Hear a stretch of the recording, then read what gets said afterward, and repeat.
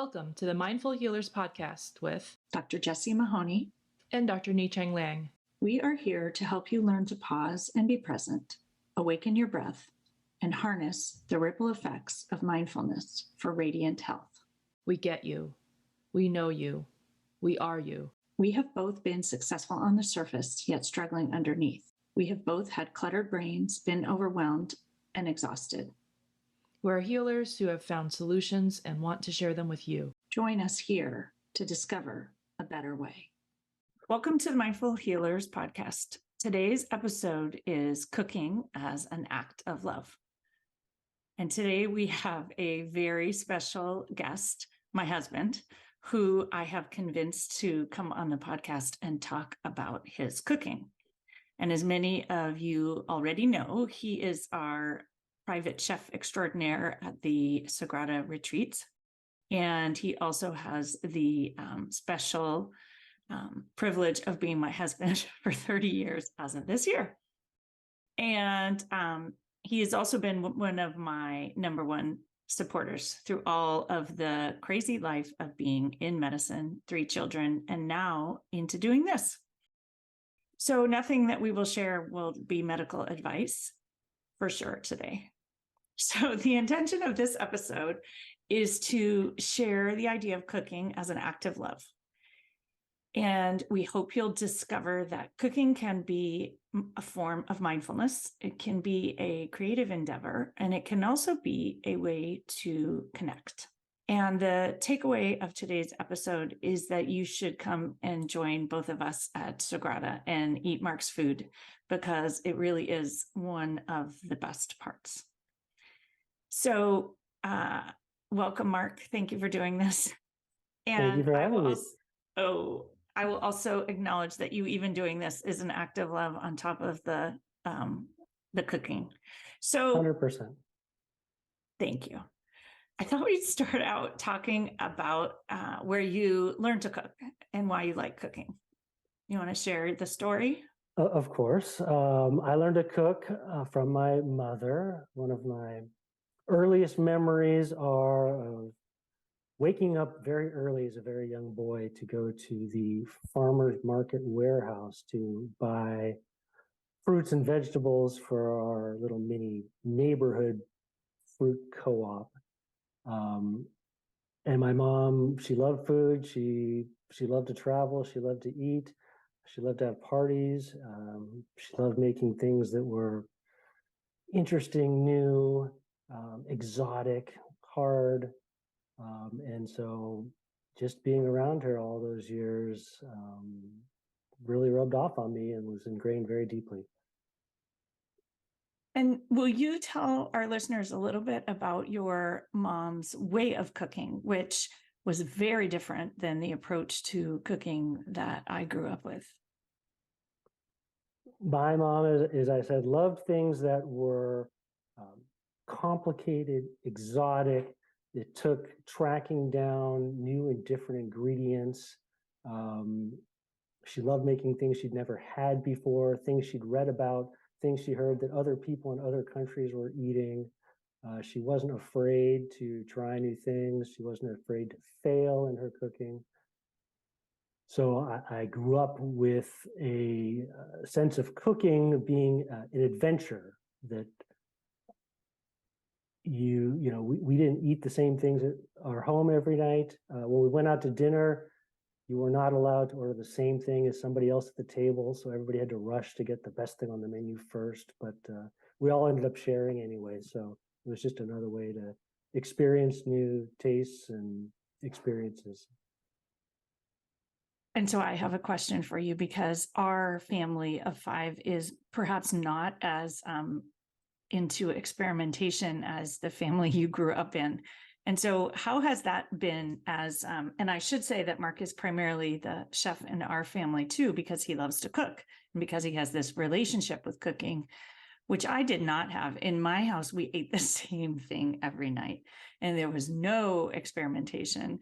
The food was good, but it was not anyone's love to cook. And so for me, cooking, I was raised with cooking sort of as a task that you did for your family. It was an act of love in that you would feed them and we would spend time together eating, but it wasn't anybody's joy to cook. So I know that it has been a little bit of a source of frustration being the cook for our family when our kids were little, and maybe they weren't into the experimentation that you were used to in your family. Do you want to share a little bit about that? Yeah, absolutely. It's very difficult with young kids, especially. We have frozen tortellinis 28 days in a row when our children are young. And there's not as much room at all for experimentation. And so really for me, cooking becomes more of what you would call an act of service. And I spent a lot of time in my life working in the food industry, doing a lot of serving. And so it becomes really what you can do to feed things to your family or to strangers or to friends that they're going to like and enjoy and not feel intimidated by.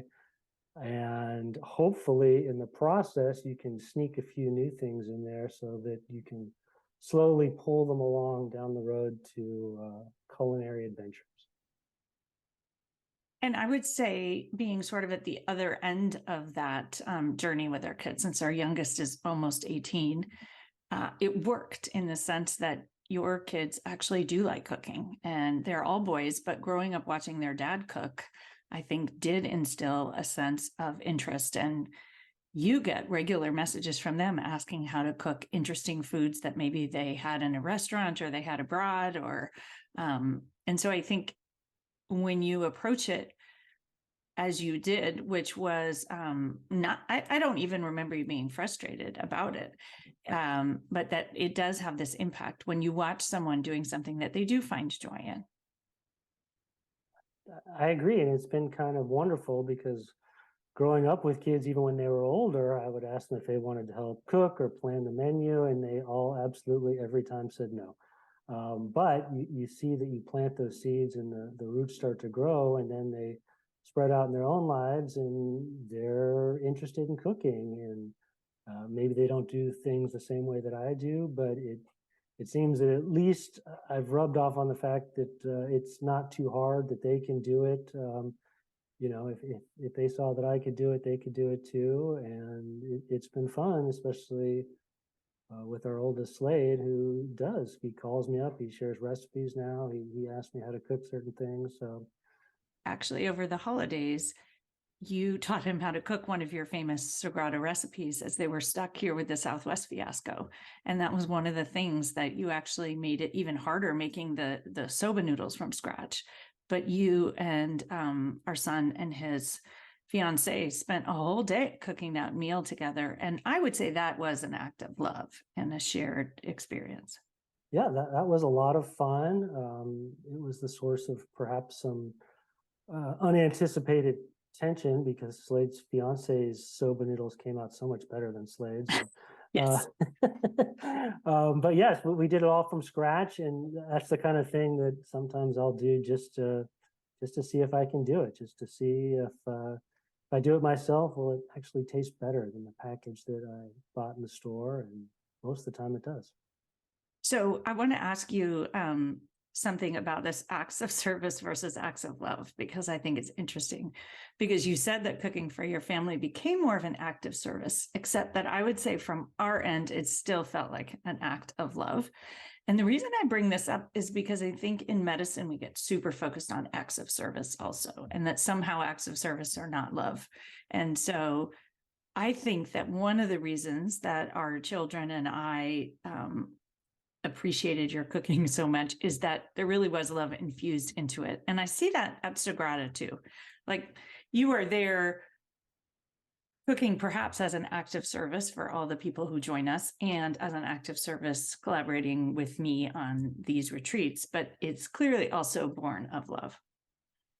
Yeah, there has to be love there, I think, underneath the service, and especially with your family or with people at the retreats. There would be no service without the love. But I've always enjoyed working in restaurants and cooking, and and what would be considered service to people, to give them meals, even though they're there for something else, or on their retreat, they all come to listen to you. And so, on one sense, we're serving them food, but hopefully we're doing it in a way that shows that underneath that is love.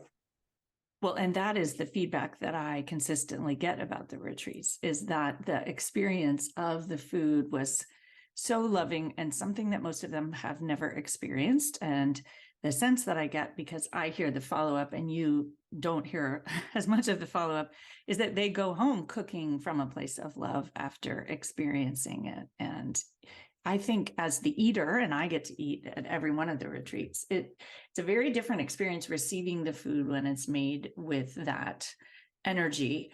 And I think that that's one of the things that's so special about the Sagrada retreats, is there's no caterers, there's no people popping in doing stuff. It really is one person showing up with love and service, but creating things with this more creative energy. And I wanted to ask you about that, because you have told me many a time that you enjoy sitting in the kitchen. It's mindful, it's creative, perhaps with the music on, but you are, in the moment, in a creative process as you figure out what you're going to cook and actually making it. I do. I find it very mindful. It takes just enough brain power to crowd out all the other thoughts of the day and the job and everything else that might be bothering me or worrying me. If I have to focus on a recipe or chop vegetables, that's just enough brain work so that for me, it is a form of mindfulness. It gives me a sense of calm, and as long as I leave enough time before dinner has to be served, it's very relaxing and enjoyable. And I think that's something that I have seen people at the retreats really appreciate, is that watching you do it, they can see that you're enjoying it. And I think it is a little bit perspective shifting, because for many women, we see it as a chore or something we're supposed to do. So to watch a man enjoy doing it is really a different experience for so many people. My goal is to make it a component of the retreats, to show that cooking doesn't have to be a chore, something that after you've been working all day as a physician, you have to now come home and feed a bunch of people. And the last thing you want to do is do that. So to shift that, show how it can be relaxing, rejuvenating, restorative in some respects, and still providing nourishing food for people is a wonderful opportunity. So I want to go back a little bit and just talk about how you ended up doing this, helping with the retreats as a chef, because it was kind of serendipitous. And I think it will allow us to talk about some of the other components. And so I will say, which is funny, because when I asked you to do this podcast, you didn't remember how you first got into this. But when this first happened, we did our first retreat really still during COVID. And so when we were able to find this amazing retreat center, and I said, I really want to do this retreat, but they don't do catering and they won't do food during COVID. So we have to do it ourselves. And this retreat center was so COVID safe and perfect in every other way, in that there were all single bedrooms and we could do almost everything outside, but we needed to have our own chef. And so I asked you if you would do it just this once, until they got back their caterers. And I will say that this wasn't a totally outlandish idea, because I don't know, 25, 26 years earlier, you had actually helped my dad as a chef my dad used to run study abroad programs. So I knew you were capable of this. And at that time you were maybe 22 or 23. And so I knew that you could do this. And so you agreed to do it just this once. And all our listeners may or may not know that you actually have another full-time job as a lawyer. And so this side project is really an act of love. And so I'm curious why you said yes, first of all.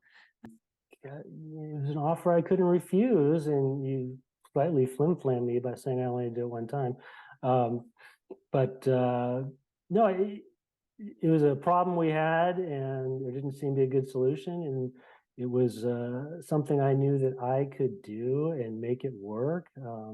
I'm not sure you knew that, but I was confident that I could do it and make it work, and that it would be a way for you and for us to start these retreats and give all these other women physicians a real unique opportunity. And at the time, they wouldn't have to wait for COVID to end. We could just go ahead and do it. So, And the other thing I flim-flammed you about, not really, but was that I didn't let you know that there were going to be all kinds of different food requests and dietary needs. And so even on your very first retreat, you had to actually pivot from your usual cooking, which in our house, we have 3 teenage young adult boys. So you had to flip from perhaps being an expert smoker and barbecuer to doing vegetarian, vegan. And I think on that one, we also had gluten-free. I know that we've had gluten-free before. And so I'm curious what your thought about having learned all of that is and was. it was a challenge because that's not the way that I normally cook. I'm very much an omnivore.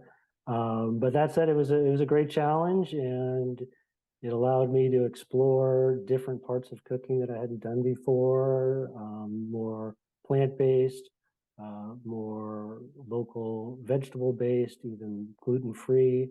And it just showed me that it's all the same cooking. It's just different ingredients, and it's just different ways to show love, to show service, to nourish people in the way that they want to be nourished. And so I would love to know, what do you think the role of the food at the Nourish and Transform Sagrada retreats is? I know what I hope it is. Well, that's perfect. I hope it's a source of surprise and wonder to people who are joining us on the retreat. I'm trying to give them something they don't expect, that sometimes at retreats is kind of taken for granted, and to really help them feel relaxed, cared for, and hopefully show them some new things they hadn't thought about eating before, or different ways to prepare things, or just that some things that taste delicious are actually not all that hard to make, and they can go home from the retreat and try those things out and add those to their repertoire. And each time they do cook those meals, hopefully they're remembering all the lessons that you taught them during the retreat. Well, I think you 100% bring surprise and wonder around cooking, because that's what I hear each time. And I think for me, one of the most beautiful things, especially about the last retreat, is that so many people were making your food and sending photos on the group text afterwards of how their version of your food turned out, and commenting on whether, you know, it tasted as good or what other variation they had to make, and whether it looked as good, and what their family thought and what their kids thought. And so I thought that was just a really fun and special thing. And I would say, you know, we were always very into farmers market and such, but I think the retreats have brought us together too as a couple in kind of trying different things and exploring things in the farmers market. And I'm thinking even more broad, like your family also is always saying you should try this for your retreats, and or they've seen posts or photos about it, and you were asked to bring some of the retreat food to Christmas dinner this year because the family wanted to try it.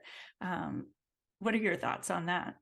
Yeah, I think it's a lot of fun. I love to see that. And you know, the recipes I make, I got from somewhere else, and I tried them or saw a picture of them and thought they'd be great. And so now other people are doing the same thing, and they're adding their own tweaks and sharing it, and it fosters kind of an enthusiasm about the food in general. And it's a lot of fun to see. So one other question I wanted to ask you was, because you've told me this on the side, but I think it's kind of interesting. Why do you think the people who come to the retreats, why do you think they love your food so much and love having you as the chef at the retreats? Well, I think that there is part of that women, especially women physicians who are, working 24/7 all the time, really love to see somebody else doing that cooking for them, especially seeing some male like me doing the cooking for them. I think that there's a part of that that's feels very comforting and affirming and nourishing, and just to have somebody else take that responsibility away from them, because as you know, there's always too much responsibility in that profession. Yeah, well, and in a recent podcast episode, which you don't know about because I know you don't listen to the podcast, Ni Chang and I actually did a whole podcast on our tendency, which you'll laugh at, to be over responsible and take responsibility for all the things that aren't ours. And I think one of the things that I see at these retreats is that people are able to step away from the responsibility, and that my thought is also that the way that you do it is with such care and love. And that is why I brought up the thought of this idea of cooking as an act of love, because that to me is what's so special about it for all the other people there. And also, I will say, just for me too, to see that someone cares so much about the work that I'm doing. And I see that you see the value in it, and you see how these retreats really help people and what a difference it makes. And so that your willingness to, and now I'm going to say, continue to contribute. I mean, I think our next retreat is going to be retreat number 9. Wow. So it was way more than a one shot deal for you. So why do you keep doing it? You can be totally honest here. Because you're so wonderful, hon. That's why.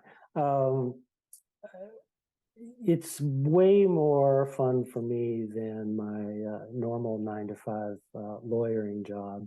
I do trial work, and all of my normal job is conflict and Russian and scheduling. And so cooking at the retreats is a chance to really dig in and do something I love in a much broader way, and clearly a far more reaching way. I mean, I'm certain that I have touched more people's lives cooking them food than I have as an attorney. And so, although I did only sign up for one time, I think we can keep doing this for a little longer yet. And, the other thing about your food that we haven't talked about, but I was just struck when you were talking about how you are impacting people's lives, is the beauty of your food.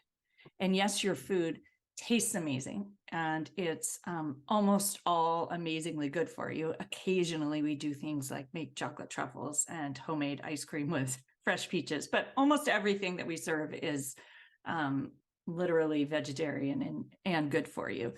But one of the other things that I find people who come to the retreats are so surprised by, and I have to say that because I'm lucky enough to have been married to you for 30 years, I'm no longer surprised by it, but is what the food looks like. I did grow up in a family where that was not, we didn't pay attention to that. And so I'm curious if you can tell people a little bit about maybe some of your secrets to make it look good and where you learned them. And and I'm going to take notes on the secrets.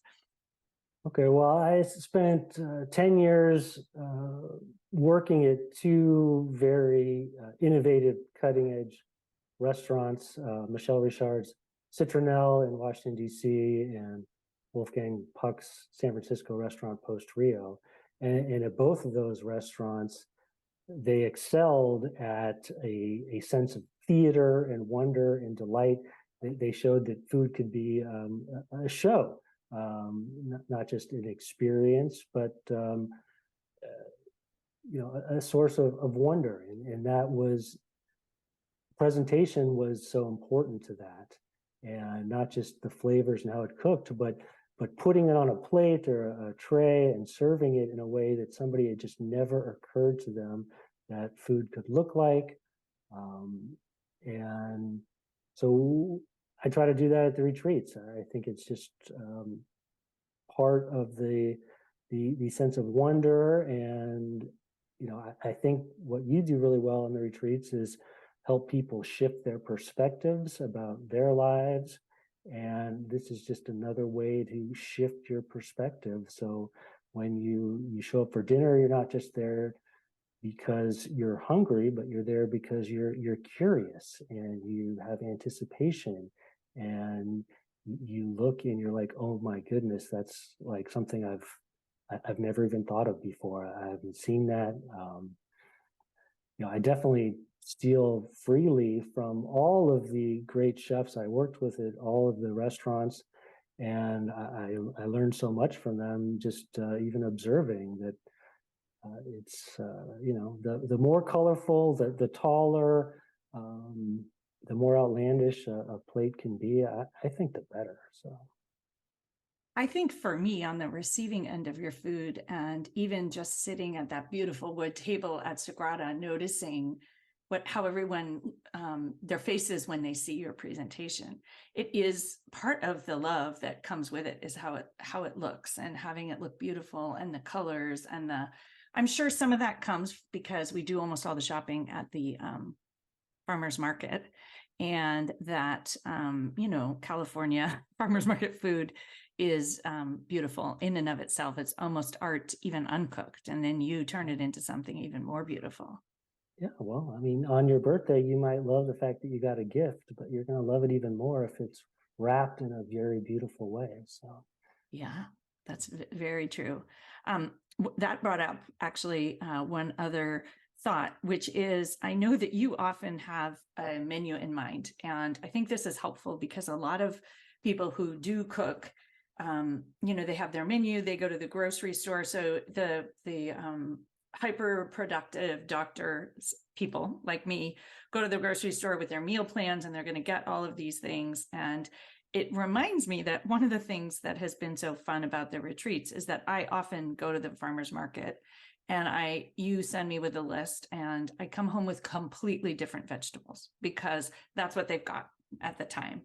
And so I'm really curious about, and this is sort of a coaching thing, but what your brain does not, you never get mad at me. You're like, I guess I'll have to either substitute these things or change the menu, because we are very committed to making what's local and in season. And, this year's February-March retreat is almost the same week, but the weather has been very different in California this year. So what produce is going to be there this year is not going to be the same that was there last year. And so there's this creative sense. And I'm curious how you think about that. I mean, I try to take it as a challenge, and I try not to get too wedded to any particular meal or menu idea. I mean, it's very interesting to me that you could plan a farmer's market menu in San Francisco and get down to San Luis Obispo, and fruits, vegetables, and offerings would be very different. And so you have to shift. So I think I've changed by planning less, basically, and just trying to work with what's there. And fortunately, I have a great little market down in Santa Margarita that I can run to for little supplies and things we don't have. But yeah, it's a challenge, and it forces me to do new things, which I like, instead of just doing the same thing every time. So it's nice to be pushed out of comfort zone that I thought I was in, having the meals planned out in advance. Yeah. Well, and to me, it reminds me a little bit of something that I teach at the retreat, which is relaxing in. So in yoga, we relax in when things aren't going as you expect or you're off balance. And it seems like that is your approach to the cooking at the retreat as well, to relax in and enjoy it. Yeah, and exactly. And there's so many things you can do with food that, you should really never be at a loss of something to cook when somebody brings you a trunk full of fruits and vegetables from the market. So it's fun. It's a good challenge, and it ensures that even people came on the retreat twice, they would have different experiences both times. Well, and you should know we have quite a few people coming twice for the second time this year. So good. I'll let you know which retreat so you can make sure that you mix up the menu. I had a couple other questions for you that came to mind. And one is that Dr. Ann Kennard collaborates with us, and she is trained in integrative medicine and culinary medicine and herbalism. And I know that you've heard her talk and you've had her. The original idea was maybe you guys would tag team the cooking. And Ann actually really likes to talk about the food, but I'm curious about and you really like to cook the foods. And so your collaboration is another sort of collaboration made of love. But what you think Anne brings to the retreats around the food and that conversation? Because I know you've heard many of it, and I always like to get someone else's take. Yeah, I think Anne is great. I'm so glad that I've gotten to work with her. She does bring a totally different perspective. I would describe that as more of a for want of a better word, a medical perspective or a scientific perspective. I mean, Anne leads tours around the property at Sagrada and points out all the herbs, which I know where the herbs are too, but she knows all the different medicinal aspects of the herbs. And this is what you could use for this condition. And having never been to medical school, that's not something that I can bring to the table. I usually look at things from perspective of what's going to taste good, and she's coming at it from a whole different perspective. And so blending those two together, I think, is offers a lot of wisdom for people. It's another way to shift perspectives. I think it's actually, as you mentioned that, it's this beautiful thing, because as we're asking people to shift perspective and look at things differently, you have these two people who are both know so much about food and so much about cooking and so much about putting it together. And we're learning all these different things and different approaches and seeing how two people can love it in very different ways. And that gives people this chance to kind of decide what they love about it. And I have to say, like, I actually don't like cooking. I love eating all of your food, and I love eating all of Anne's food. And I love shopping at the farmer's market, but I'm not a chef, and I don't find that cooking creative or mindful or relaxing, honestly. And so I also want to point out for anyone who's thinking about joining us, is that it's also amazing if you just want to come eat Mark's food and hear from Anne what's good to eat, and that you can keep it simple and literally just enjoy the experience.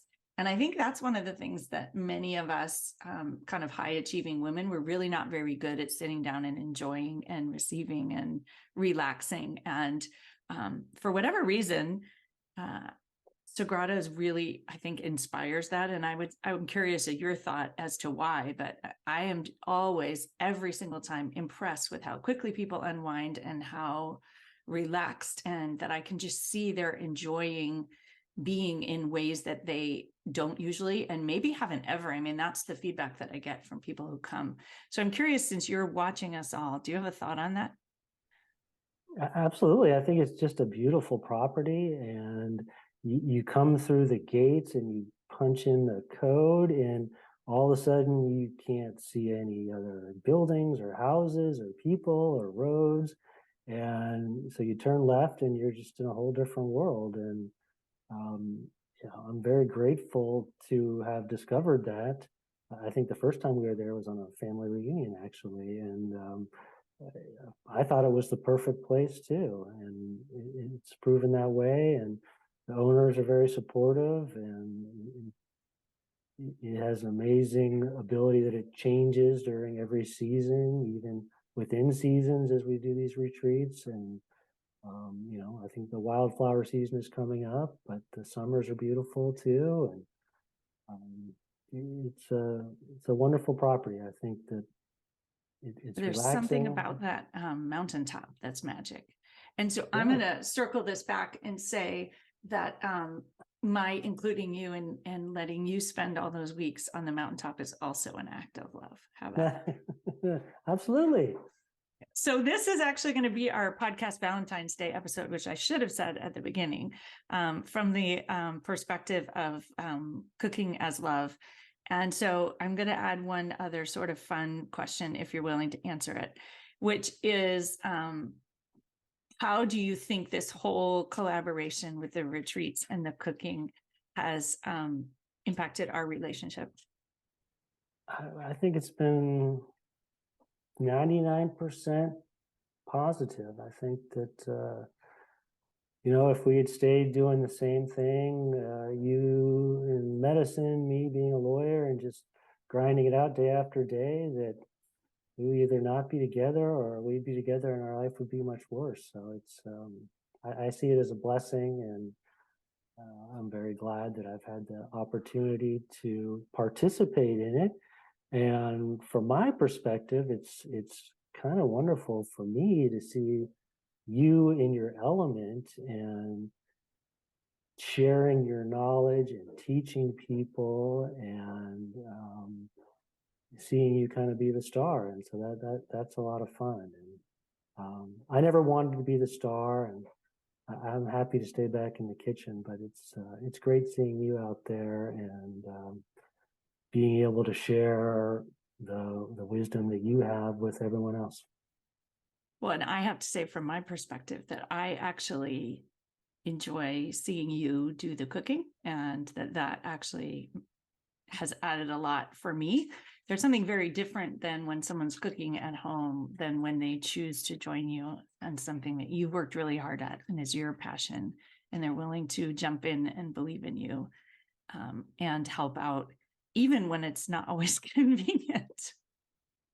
Yes, thank goodness they have good internet there, so I can keep doing my day job too. But yeah, it's fun. I hope we get to keep doing this.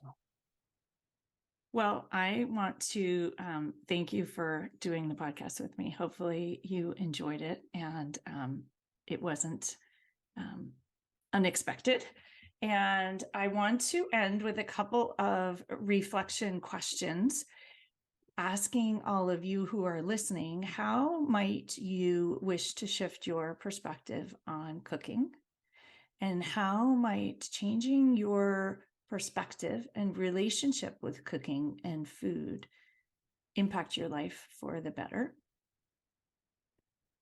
And I guess my last reflection question is, why haven't you joined us at Sagrada? Because it's really the best and most fun thing that I don't know if it's the most fun thing I've ever done, but the most fun thing I've done in a long time. So I hope that many of you will choose to join us after listening to this podcast, because you don't want to miss out on Mark's Food and the mountaintop and all the other amazing things that happen there. And please stay on after the sound of the singing bowl for our mindful moment. And if you enjoyed listening to today's podcast, please leave us a written review. If you have an iPhone, you can go to the podcast app and slide down to the review, leave a review, and it will help lots of other people find us. And if you want to know more about how to join us on a Sagrada retreat, the links to find out more will be in the show notes. Do you have any final words, Mark, you want to share? No, thank you for having me on, and I hope people listening come join us, because as near as I can tell, everybody leaves relaxed, happy, and transformed, and everybody deserves that. Thank you so much. We will see you next week. As always, if you want to declutter your mind, be more present, and start truly living your one wild and precious life, come find us at the mindfulhealerspodcast.com. Work with one of us. Work with both of us. Start or up-level your mindfulness practice. Discover how mindful coaching can change your life. Or even better, do both as part of our Mindful Healers programs and retreats. You can find links to find out more about our programs and join our communities at themindfulhealerspodcast.com. Reach out and get started on your journey to a life better lived today. The content of this podcast is not meant to be medical or life advice. If you choose to participate in our mindful moments, please do so safely.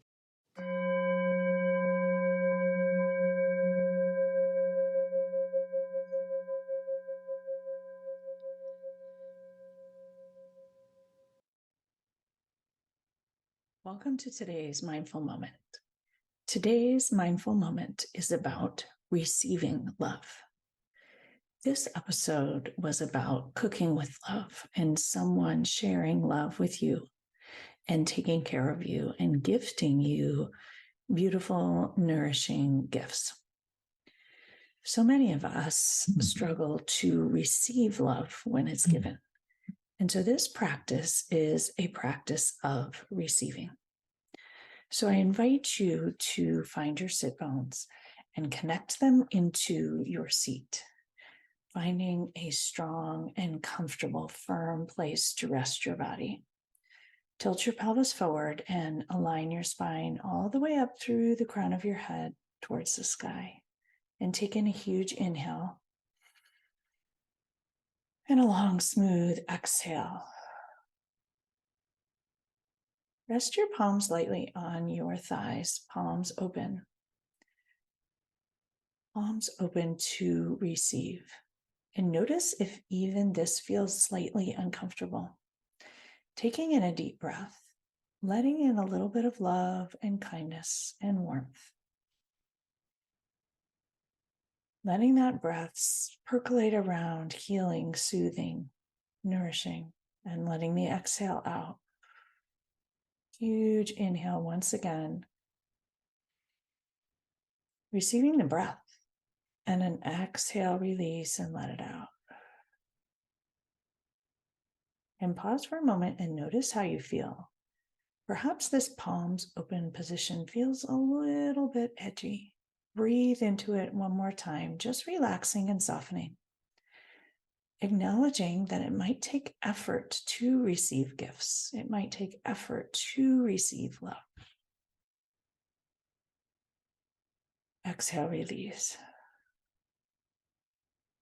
And bring a hand to heart and another hand to top. Sending yourself love to begin, allowing yourself to receive it and accept it, and nourish yourself with that love, bathing it all over to every nook and cranny and cell in your body, enjoying it, letting it feel good. Allowing that you don't need to do anything or be anything to receive it. Your work here is to sit and receive.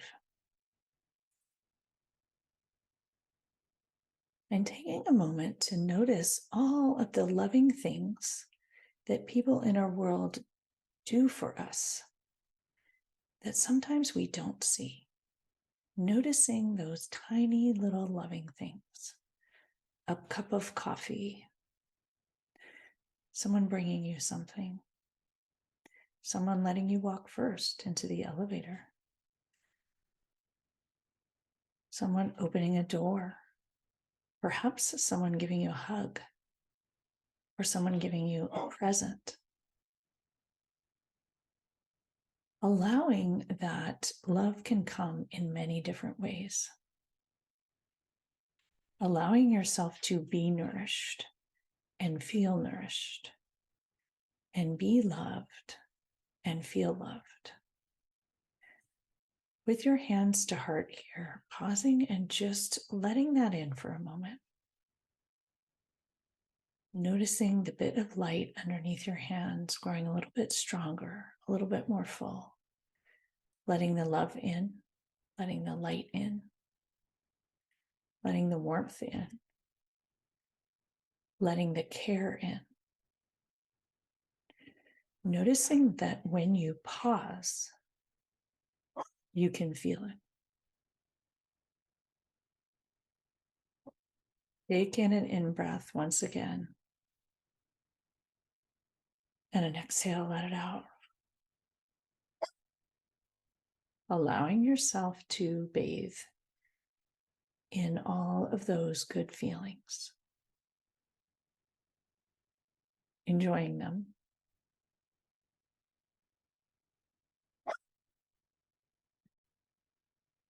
Letting it feel good.